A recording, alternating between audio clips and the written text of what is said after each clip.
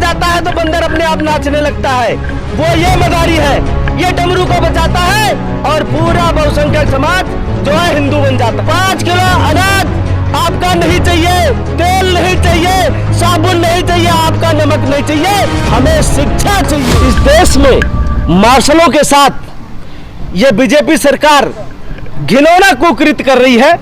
जैसे कि ये नौकरी 16 से 17 साल तक की होती थी और इस जो भी जवान जो भी मार्शल जाता था वो देशभक्ति के लिए अपनी जी और जान से लगा करके इस देश की शहादत की रक्षा करता था और इस पूरे देश के उन भाइयों बहनों और माताओं और बहनों की कूली उनकी कड़ाइयों को भी रक्षा करता था और इस देश की भी रक्षा करता था।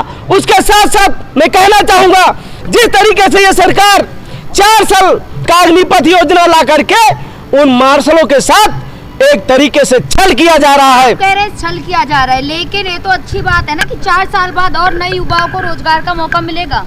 4 साल के बाद जिस तरीके से बोल रहे हैं कि 30,000 रुपए मिलेंगे, उसमें से 10,000 रुपए काट लिए जाएंगे, वही वो उन लोगों को जोड़ जाड़ के वो 10 लाख रुपए दे रहे हैं।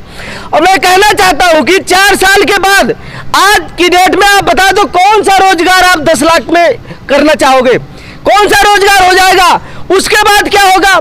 ये जो मार्शल वहां से आएंगे अदानी और अंबानी के किराए का टट्टू होंगे और उनके जो बड़े बड़े गोदाम, जो बड़े बड़े कारखाने आज जो मोदी सरकार और योगी सरकार और सत्ता में बैठी हुई बीजेपी सरकार और अन्य राज्यों की सरकारों के टुटपुजियों के एक तरीके से उनमें ही बच के रह जाएंगे। कहीं पर ये गेट पर बैठे मिलेंगे तो कहीं पर ये चपरासी की नौकरी करते मिलेंगे।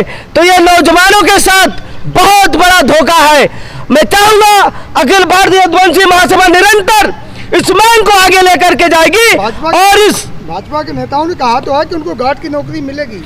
हाँ, सही कहा आपने, बिल्कुल गार्ड की नौकरी मिलेगी। किसी कारखाने में वो गार्ड की चौकीदारी की नौकरी करेंगे, किसी बैंक में चौकीदारी की नौकरी करेंगे, अदानी और अंबानी और बाबा रामदेव की कंपनी में चौकीदारी की नौकरी करेंगे। जैसे इस देश के प्रधानमंत्री ने कहा था कि चौकीदार है तो सब कुछ सुरक्षित है। मैं कहना चाहता हूँ बीजेपी वाले ये कह रहे हैं कि 21 साल की उम्र में कौन 10 लाख रुपए कमा सकता है, वो तो दे रहे ना 10 लाख रुपए। तो बीजेपी वालों ने भी अभी बोला था कि पकौड़ा तलना भी रोजगार है। तो इससे बढ़िया माँ बाप अपने बच्चे को IPS इंजीनियर डॉक्टर बनाने की कोशिश क्यों करता है? अपने 10, 20, 50 लाख रुपए लगा करके कोशिश क्यों करता है? वो शुरू से जब बच्चा पैदा हो, जब अपनी होश संभाले, तब से वो किसी पे ठेले पे कुलचे पे लगा करके उनको रोजगार दे देना चाहिए। वो पकौड़े तलते रहे, चाय बेचते रहे। ये बीजेपी सरकार यही तो चाहती है, क्योंकि उसकी मंशा में खोट है। 85% जो बहुसंख्यक समाज है उनको पीछे ढकेलने का काम कर रही है। और मैं कहना चाहता हूं, वो IAS और IPS और जुडिशरी में कौन जाएगा? जिनके पास पैसा होगा वो अच्छे स्कूलों में अपने बेटों को शिक्षा देंगे और वो आगे बढ़ेंगे। लेकिन मोदी जी तो दलितों का बड़ा ध्यान रखते हैं, ख्याल रखते हैं। ये मोदी जी खुद तो कहते मैं OBC हूँ, OBC के नाम पर भी ये छलावा है। जब ये गुजरात के मुख्यमंत्री थे तो धीरे से इन्होंने क्या किया, बैकडोर से अपने आप को OBC में घुसेड़ लिया।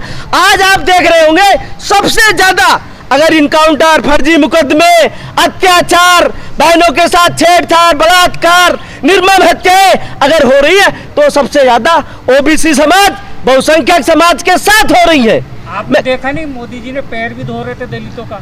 यही तो ये मैं कहता हूँ, ये जैसे मदारी नहीं होता, वो मदारी जब डमरू को बजाता है तो बंदर अपने आप नाचने लगता है, वो ये मदारी है। ये डमरू को बजाता है और पूरा बहुसंख्यक समाज जो है हिंदू बन जाता है। 5 किलो अनाज भी तो दे रहे हैं, वो ज्यादा तो दलित। मैं कहना चाहता हूँ कि बाबा साहब ने एक चीज कही थी बहुसंख्यक समाज को जगाने के लिए कि बहुसंख्यक समाज के लोगों, आपको अपने हक और अधिकार के लिए लड़ना होगा।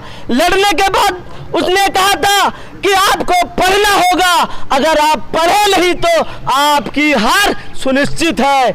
इसलिए मैं कहना चाहता हूं कि मुझे 5 किलो अनाज आपका नहीं चाहिए, तेल नहीं चाहिए, साबुन नहीं चाहिए, आपका नमक नहीं चाहिए, हमें शिक्षा चाहिए। लेकिन हिंदू राष्ट्र की चर्चा बड़ी जोर शोर से चल रही है, क्या कहेंगे उसके लिए? हिंदू राष्ट्र की बात जो आप देख रहे होंगे, हिंदू राष्ट्र के बारे में कोई इनका रुझान नहीं है। इनका रुझान है हिंदू और मुस्लिम को लड़ाओ और बिल्कुल निरंतर इस देश में सत्ता पे काबिज रहो। अल्पसंख्यक जो बहुसंख्यक समाज 85% की आबादी में है उसको पीछे ढकेलने का काम